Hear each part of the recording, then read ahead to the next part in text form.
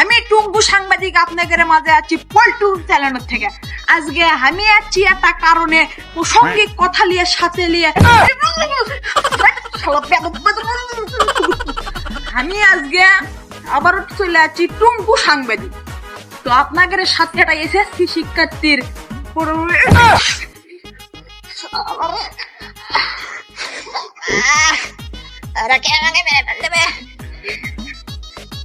আমি যাই প্রসঙ্গে আপনি এসএসসি